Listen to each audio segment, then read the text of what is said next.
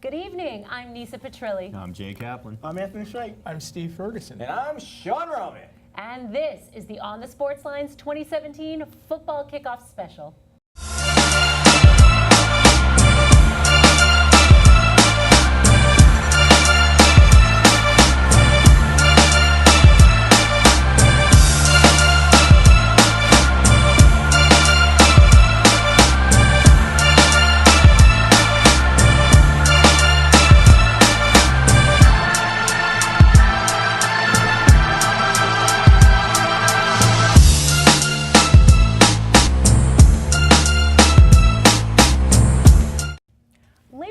May be the unofficial end of summer, but it brings with it the official start of football season. The Boys of Saturday get college football started on September 2nd, and the Lords of Sunday kick off the NFL season 5 days later. Tonight, we'll preview the upcoming seasons for the Jets and Giants, go around the NFL, and then tackle some of college football's burning questions. All that and much, much more. As always, you can find us on social media. Follow us on Twitter @OnTheSportsLines and like us on Facebook at facebook.com/OnTheSportsLines. The Jets' 2017 season kicks off in Buffalo on September 10th. The prognosis is bleak for gangrene in the clouds. Our guys are going to tackle two burning questions that should be season-long storylines to watch. Steve and Sean start us off. Is head coach Todd Bowles in a no-win situation? They're asking him to do the absolute impossible. And I like metaphors and analogies, and I'm trying to come up with a good one. And an old movie now, Gladiator. You know, Russell Crowe's character in Gladiator had to reenact the Battle of Carthage. And if anybody knows, Rome sacked Carthage, but Russell Crowe was able to fight through the mess. Now, that's a movie. Another way of saying it is like in The Wolf of Wall Street, the prosecution explained to the Jordan Belfort character, this is like Grenada. We're going after you. We have the goods on you. You can't fight back. Basically, Todd Bowles is as powerless as Grenada was when they were fighting the U.S. under Ronald Reagan. I mean, he has to have an absolute miracle to come back and save his job. And I'm thinking, why is he the sacrificial lamb in all this? And then it just dawned on me. The Jets are, we talked about it in other shows, tanking from moment one. Why waste a new coach when you could give him a fresh start when you maybe get one of the top 3 quarterback picks? So, Todd Bowles failed. Unfortunately, it was a great effort. They went 10-6 with Fitzpatrick, but they still didn't get the ball over the line. They didn't make the playoffs. It's a fail. He didn't get the Jets to that point. Next year, big expectations, bigger fail. 5-11. So he's just there to ride it out unless he could pull off a miracle. Well, I, to some extent disagree. I think, Woody Johnson certainly being the ambassador to Ireland is one reason he's going to get a break, at least for this season. But secondly, you have to realize they have virtually no wide receivers to speak of. When you're thinking of Robbie Anderson as your #1 receiver and Austin Seferian-Jenkins as the #2, good luck.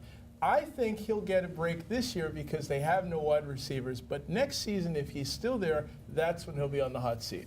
So, Jay and Anthony, what do the Jets need to do this season to give their fans some hope for the future? Well, one of the things that I pointed out to Jay, and we talked about this over the course of the week, is the fact that for all the fuss about the quarterback situation, the lack of playmakers on offense, they have all of them on defense. Yeah, they do. I mean, look at the top line. They were ranked number 11 last season in total defense, not too far from the Giants, who everyone is kind of falling over defensively. Then you look at their playmakers. They bring in Jamal Adams, drafting him, Marcus May as well, who's actually an upgrade from the secondary they had from last season, who only total combined 4 interceptions out of 4 guys. They had 10 alone in the final seasons as in college. Then look at their front 7. Leonard Williams, Muhammad Wilkins, and Shota Richardson. Those are guys who can stuff the run and keep games close enough where the offense can at least give them a chance to win. The key is going to be takeaways. They only had 14 takeaways last season, and they had to play a lot on a short field, and because the offense couldn't take care of the football. If the offense could actually take care of the football and not put the defense in a short field, they can be in some close games. They may not win a lot, but they'll be at least competitive enough to, they won't be the 2008 Detroit Lions and be 0-16, and maybe they'll hang in there. Yeah, and you talk about the turnovers, and if the defense actually forces enough turnovers, the offense can play a short field, which when you have as few playmakers as they have would be of a benefit to them. And I look at it this way. Though they can get some hope this season, like I said, being competitive. And for me on offense, that means Matt Forte and Bilal Powell need to be keep games close by grounding and pounding and giving the Jets time of possession so the defense doesn't get too strung out on the field. Here, I mean, they don't have any playmakers other than these two guys because whoever's going to be a quarterback is a game manager, not a playmaker. So if they can do this way, if you look at it this way, Forte and Powell, if they were one running back last year, they would have been an all-pro. 1,535 yards on the ground, 4+ yards a carry, 10 TDs. They caught 88 balls for another 650+ yards and 3 more TDs. That's a solid security blanket for whomever is taking the snaps, and it also makes them the only playmakers on the roster, so defenses are going to be focusing on them, so they're going to have to be creative both in the running game and using those guys in the passing game to try to create some looks and give them a shot. Like ESPN's Football Power Index has the Jets as the worst team in the NFL, 7.9 points per game worse than the average NFL team. And their schedule does them no favor this year. The AFC East rather faces the AFC West and the NFC South. But I'll tell you this: if you have a good ground game and a solid defense, you can stay in games, be competitive, so the Jet fans can have some hope they're not going to get blown out every week. Some hope. Some hope. Well, the Giants season kicks off in Dallas on September 10th. They added playmakers on both sides of the ball. Can they take the next step after returning to the postseason in 2016? Our guys will tackle 2 burning questions for the G-men that should be season-long storylines to watch. Jay and Anthony, have the Giants done enough to take the NFC East from Dallas this season? I'm going to say yes. I know where you're going to go. I'm going to say yes, but it's a yes with an if. Yeah. Okay? Because for all the talk about Odell Beckham Jr., the Giants offense, as we know, goes as far as Eli Manning will take it. And Eli had some far too many interceptions against underneath zone defenders in basic coverages last year, something a 14-year veteran quarterback should not be doing. Was he forcing things to make plays, or are his skills diminishing? Correcting this is going to be a key. The addition of Marshall, he's going to get to see single coverage because secondaries will roll and focus on Beckham. Plus the drafting of Engram, who's a pass-catching tight end that they haven't had in years, should expand what the Giants can do in the passing game. They have a fullback as well as now a blocking tight end, which should help the running game as well as give the Giants more options in personnel groupings, allowing McAdoo to expand the playbook. So, if Eli can correct those mistakes, if Brandon Marshall can still be a legit playmaker, if Evan Engram can be the pass-catching tight end the team hasn't had in years, and if Ben McAdoo will realize he's not going to be confined to that 11 personnel grouping, which is 1 running back, 1 tight end, and 3 wideouts. The Giants were in that formation 90% of the time last year. The NFL average was 60%. Which made them predictable and easier to game plan. If they're not in that and they're not predictable because of everything else I just said, if all of that happens, the Giants can take the NFC East from Dallas, which I think will take a step back, but opening day is going to be interesting. Mm-hmm. You've got one more if. If the guys in front of them can actually keep Eli Manning upright. Yeah, and that this too. is why I say no. They have not done enough to pass Dallas Cowboys because the Cowboys... Flowers. You know what? I was about to get there. The Cowboys' biggest strength is the Giants' biggest weakness, and that's right up front, the offensive line. True. You look at the tackle position, and you, Eric Flowers, by the way, 14 penalties, 9 of them for holding, 5 false starts. He was literally a drive killer. Yeah. It's not the penalties, it's the inopportune timing of killing a scoring opportunity with Eric Flowers. You look at Bobby Hart, he's just as bad on the other side. And then you look at the fact that they was so bad at they can't open up holes for the ground game. I watched that preseason game against Cleveland, and Paul Perkins is going backwards on 6 carries. So that's one thing. Another thing is Eli Manning's getting the ball out very quickly, but it's not by design. No. It's because he has literally no time to throw. And if you don't have time to throw the ball, the guys downfield, those big plays don't open up because you just can't hold on to the ball much longer. Because you don't have time to go through your progressions. And I look at this. I look at the preseason game against Cleveland, and I'm looking at Eric Flowers in particular. If you can't block J.J. Watt's baby brother, you have Von Miller on your schedule. He's going to have you for lunch and a sensible dinner. But on top of that, the Giants' offensive line is so bad, and they didn't do anything to improve it. For a team that bases themselves on building from the lines out. I mean, you're 29th in rushing, 26th overall, and since 2011, they've been the absolute worst running team in all of football.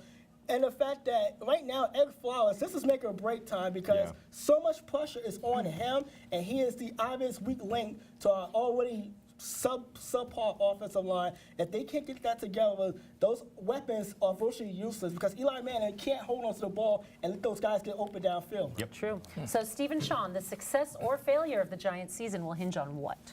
The Giants definitely need some sort of running game. And it's funny, we've been talking about this. First of all, Shane Vereen, who's probably the most dynamic of the 4 running backs they have, This guy can never stay healthy for a full season. As strong as he is, as fast as he is, as quick as he is, he's always injured. Paul Perkins is a respectable running back. First year, pretty good year, but he needs help back there because he's a small running back. And they drafted Wayne Gallman. He's a good running back, but one problem he has, he fumbles the ball a lot, and that's going to be a huge problem for the Giants if he continues. And as far as their fourth running back, Orleans Darkwa, very little's known about his ability, so we have to really see what he can do. The Giants' key to success this year is having a strong start. Now, I don't know what I was listening to at this end of the table, but you guys completely forgot that the Giants went 11-5 after a number of years of winding up below 500. Eli Manning didn't have a step back. He had a very strong year throwing for a lot of yardage. But the Giants, unfortunately, have wasted a lot of Eli Manning's sporting life. A lot of quality years, unfortunately, and they put a lot of tools together on both sides of the ball, and this is a year they have to take advantage of that. And look at their schedule coming out, and they got to take advantage of this. Tough game opening up against the Cowboys. It's almost a tradition opening up against the Cowboys in their close games. Then they play the Lions at home, Eagles, Bucks, Chargers, Broncos, and then the Seahawks. Oof. Now, that's a rough schedule. Yes. Giants, if they're a quality team, will come out 5-2. If not, they're going to go something like 3-4 at worst. If you look at it, last year, big home opening win by 1 point against Dallas. They wound up going 2-3. They were able to come back from that. That's not the story every year.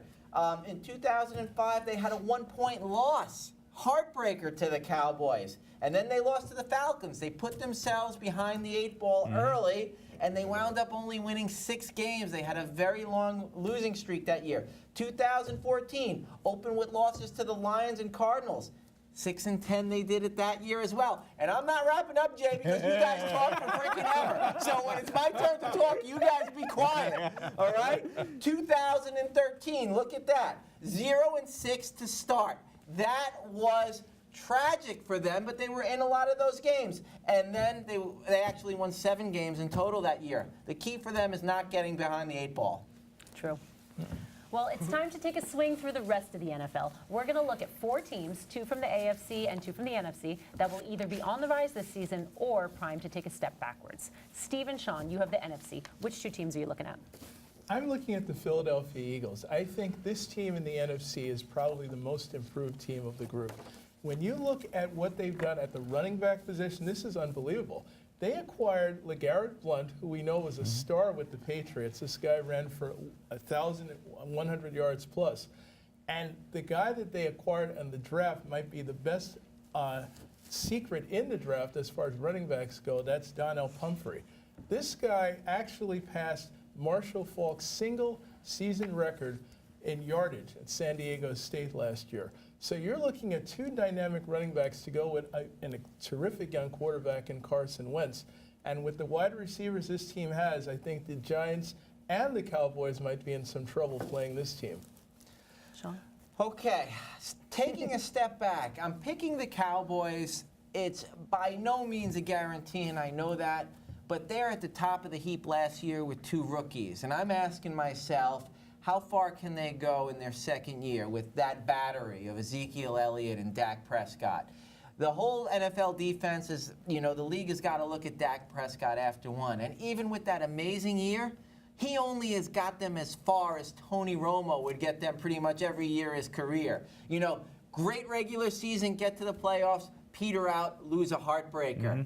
And Ezekiel Elliott, they're going to be without him for a number of games starting out the season, and that's what could really put Dallas behind the 8 ball for a couple games and lose ground to 2 teams on the rise in that division, which are the Giants and the Eagles. So that's why I think they're going to take a step back. So Anthony and Jay, which 2 AFC teams are you going to look at? Go ahead. Take the team on the rise. My team on the rise is going to be the Tennessee Titans. Yeah. So you look at the I AFC, like they them. were a good team. They were 9-7, missed the playoffs because of tiebreakers. Yep. They were no different than the Houston Texans, who won the division, and they lost Marcus Mariota and had an anemic offense and an aggressively suspect secondary. Yep. They make the improvements. They drafted Corey Davis, who's been hurt during the preseason, but gives some speed. Yep. Eric Decker, who gives That's a Marcus big Mariota pickup. a great a great safety net, has a wide receiver, especially over the middle. They added Logan Ryan, Jonathan Cypher in the secondary to kind of shore things up. But the biggest addition coming back is Marcus Mariota to go along with DeMarco Murray in that running game. Look at their schedule. They play 4 games in their own division. They get the NFC West, which is just, let's face it, you get the 49ers and the Rams. That should be an automatic win in itself. Yeah. But when you look at they're in a winnable division. They have weapons, and they were 9-7, pretty much has a injury-prone team.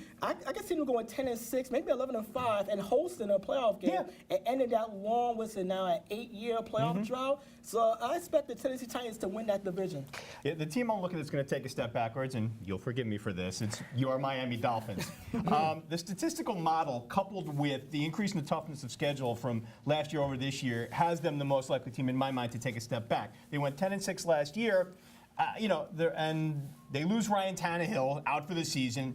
Jay Cutler, to me, I mean, I'm not surprised that he was the call-up, but I don't think that changes their prognostication. They had the 8th easiest schedule in the NFL last year, went 10-6 despite having a negative point differential, and based on that, they should have been 7-9 or 8-8. They managed it by going 8-2 in one-score games. 7 of those wins coming against teams that had 10 of the worst records in the league, and they were 8-1 against those type of teams, 1-4 against teams with winning records. Those 4 losses were all blowouts. This season, they have the second toughest schedule in the NFL. They have a new quarterback who's trying to get up to speed and who can be turnover prone, an offensive line that has plenty of questions, starting with Mike Pouncey, their center, who's yet to manage to get through a full season since 2012, and they're relying on aging pickups like tight end Julius Thomas and linebacker Lawrence Timmons to perform at peak levels despite the fact that they struggled last year. Sounds like a recipe for taking a step backward to me. Unfortunately, I kind of agree with you, and I think Jay Cutler is not the right move here. I know, you're a Matt Moore I wanted fan. Matt Moore to get the shot, but that's a story for another day. Yes. So college football had one of its more exciting seasons in 2016, culminating with Clemson beating Alabama in dramatic fashion in their rematch of the 2015 title game. The 2017 season looks just as promising. Our guys are going to look at 4 burning questions as the season kicks off on September 2nd. Sean, should Ohio State be the presumptive Big Ten favorite coming into the season? I do think they deserve that. They're the Big Ten team that made the playoffs last year, and it was very uncharacteristic in terms of the way they were embarrassed by Clemson. I don't think that Urban Meyer has been shut out in decades, let alone his career. I don't remember the last time Ohio State was shut out in an actual game. It's been a very long time, so I think since they were a young team that he's going to be able to turn this into a motivating factor and really build on that quite a bit. On offense, they're being led by a quarterback who literally has as much experience as many NFL quarterbacks right now. J.T. Barrett is like the most experienced upper echelon quarterback in college football right now, and he could do it on both sides of the ball. Definitely a Heisman candidate right there.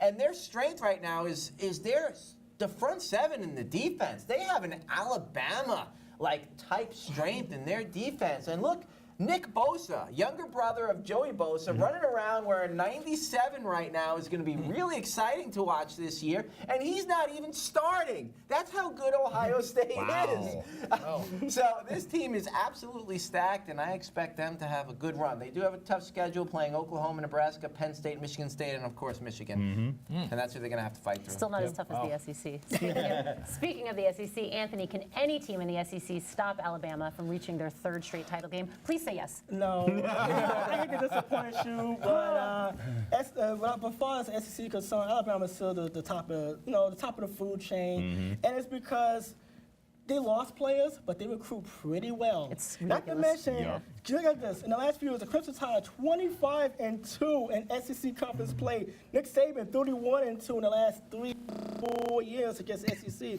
Then you look at their schedule.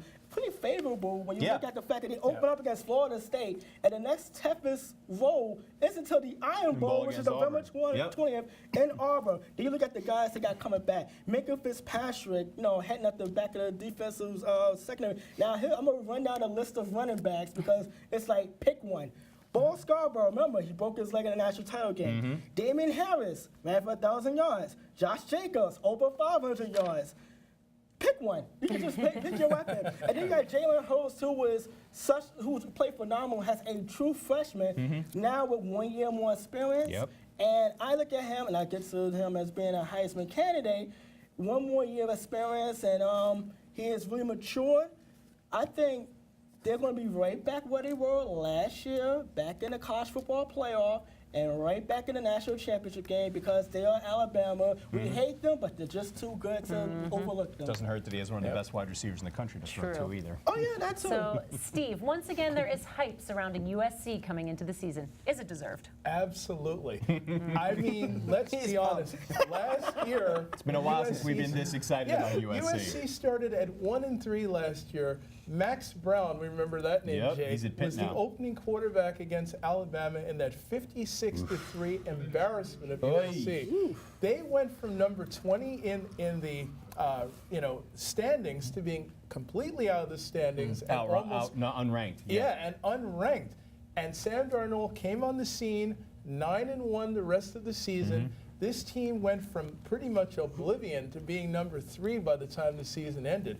They beat Penn State in the Rose Bowl, One of which the I best never bowl thought games I'd see. of the year. That was one of the best games I've ever seen USC play. Sure. And if Sam Darnold stays healthy, I think they have a chance to either finish 2 or 3 right behind Alabama. True. So, Jay, what freshman will have the biggest impact? You talk about teams reloading. Florida State has done that, and they lost Dalvin Cook to the NFL, who was one of the most dynamic running backs I've seen in a while. Cam Akers, 5-star recruit, comes in to fill that slot. Now, he's not number 1 on the depth chart. That belongs to junior Jacques Patrick, who's also a 5-star recruit. He's going to get the start when the Seminoles open up against Alabama. But Akers is going to get plenty of touches, and the prevailing opinion is that his skill set and playmaking ability is just too good for him to, if not be starting by October or sooner, he's at least going to start moving up where he's sharing carries and touches with Patrick. He was arguably the top prospect in the country in 2017. 87 yards in the FSU spring game, leading all rushers. He enrolled early so he could get a jump on picking up the system, work on blocking, the other little things that make a running back successful. Look, the Seminoles have a dynamic dual-threat quarterback in DeAndre Francois, a defense that came on strong at the end of last year, returns multiple starters at all 3 levels, starting with all-pro, All-American defensive back Derwin James. One more playmaker could be the difference in them making the Final Four. Akers is the total package. He could be that playmaker. Watch and see. No college football preview would be complete without a look at potential candidates for the 2017 Heisman Trophy.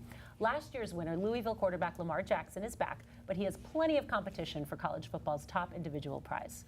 Our guys will look at 4 players who are primed to prevent Jackson from being the first player since Archie Griffin to repeat as Heisman winner. Steve, start us off. Who's your top Heisman candidate? I know you're all thinking I'm going to go USC with Sam Darnold, but I'm not. No? I'm actually going to go with Penn State's Saquon Barkley. That's a good had choice. A phenomenal season last year, and he played great in the Rose Bowl. He's quick, elusive, very strong. I think he's the best running back in college football He right may now. very well be. Ooh. So, Sean, go ahead. I'm also going Penn State, but I'm going the quarterback positions. Trace McSorley, Really? who came on and really gave them a great year last year, beating Ohio State and Penn State, which really turned their fortunes around. Yeah. The reason I'm looking at these stats, 3,614 yards, 29 touchdowns, and a full year. I want to go with somebody with a nice, strong body of work who's on the rise. That's Trace McSorley right now. Room for improvement with his completion rate. He gets there, he's competing for it. I also think J.T. Barrett is my second choice. So. All right, Anthony. well, for me, I'm going with Jalen Hurts, the freshman, now sophomore quarterback from the University of Alabama. Dark horse. Yeah, I mean, you look at it like this. He had 3,700 yards total. He was the SEC Offensive Player of the Year. He crushed Stedman Shealy's school record for rushing yards by a quarterback in a single season. He was the first player in Alabama to rush for 100 yards and throw for 300 yards in a single game. We kind of forget this. He was one defensive stop away from being that hero at the national title game. That's he right. led his team downfield as a true freshman with all the points of a veteran, got them into the end zone. Unfortunately, Clemson answered back and won the game in the final seconds. True. I think in year 2, from what I'm hearing from Nick Saban, he's been in more control. He's shown more accuracy, especially in the mid-range game. By the way, Calvin Ridley doesn't hurt on the outside, and that biggest smorgasbord of running backs that he has started to by choose Bo from. Scarborough. But the fact that he's such a dual threats always tend to get the attention, especially in the Heisman Trophy watch. Yes. So I expect him to be a definite finalist. And if he gets Alabama right back in the college football playoff, I can see him walking away with the trophy. Maybe. You know, I'm going with Maybe. Baker Mayfield, the Oklahoma quarterback. Right. It's not the first time I've picked really good. Mayfield to win this award. He finished number 4, number 3 in the last 2 Heisman votings, respectively. He's the winningest quarterback in college football. He's a 27-9 record for the Sooners and is back for his final season. He's coming off a season where he completed 71% of his passes, 69 yards, 38 TDs, only 8 interception. He leads the #1 offense in the Big 12, which is an offensive loaded conference to begin with. Last year, Oklahoma averaged nearly 44 points a game and 555 yards per game, and they have 9 starters back on that unit. Look, he's going to put up numbers in that offense no matter what, but I'm going to be looking at that road game, Sean, that you talked about, September 9 against Ohio State. That could be, for me, his Heisman moment. And I look at it this way. If he can put up Deshaun Watson versus Alabama type of game, even if he loses, which Watson did his first time against Bama, the title game, I think that's going to propel him to the top of the Heisman list and have everybody watching him. Jay, what was his record again? 27-9. You know, in the NFL, 2-20 over the last 3 years will get you a $6 million contract with the New York Jets. Hey. So, okay, guys, it's that time of the show. Annual prediction time. College football's Final Four and Super Bowl 52. Let's start with college football. Give me your Final Four. Sean, who you got? All right, I put a lot of thought into this. I'm going with Ohio State. I think they're the class of the Big Ten in the country for the reasons I explained. I'm not going with Alabama making it because I do think that Auburn, LSU, and Georgia have improved a lot, and Alabama just can't make it every year. And I believe the ACC is much better than the SEC right now, so I'm putting Florida State in that spot right now. I'm thinking that one team is going to come out of the Big 12 this year, and I think that Oklahoma is going to lose to Ohio State. So I'm going with Oklahoma State to get a trajectory towards the college football players because I think they'll beat once their rival. And to wrap it up, Stanford out of the Pac-10. Really? Wow.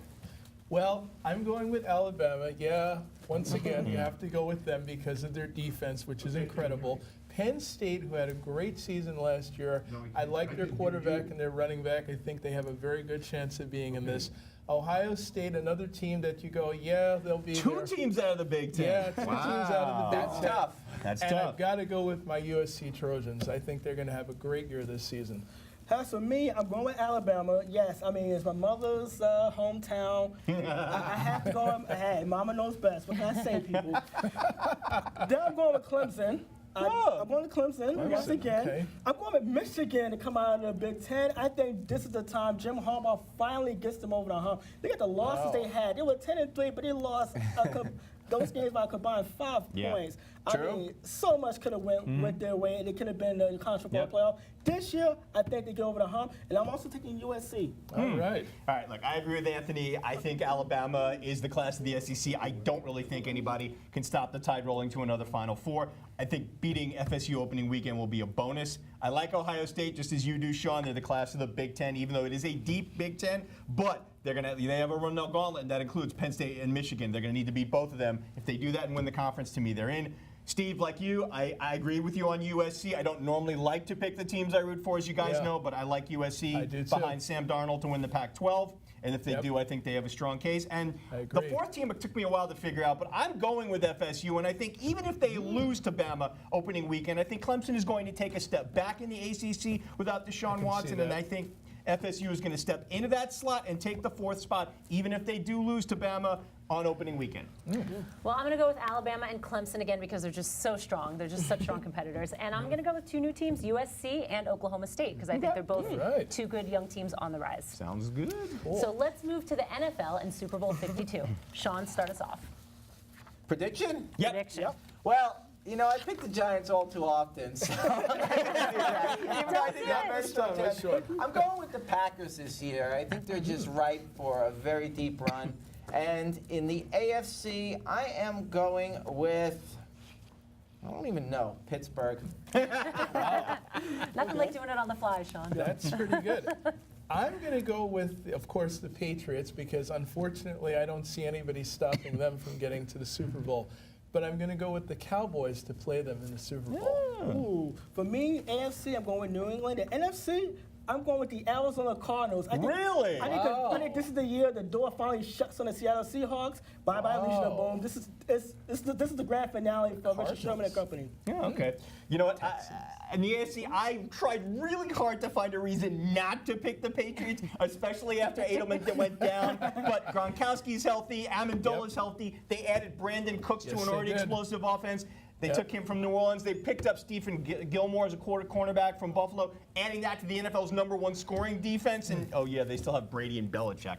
So the NFC, this was actually tougher with me. A lot of really good teams, but no dominant one. I looked at if Kyle Shanahan had stayed in Atlanta with Matt Ryan, I would have gone with them. But Super Bowl he didn't, and Super Bowl runners-up rarely get back. So I'm going with the Packers too. They're healthy. They've added weapons, and they got Aaron Rodgers.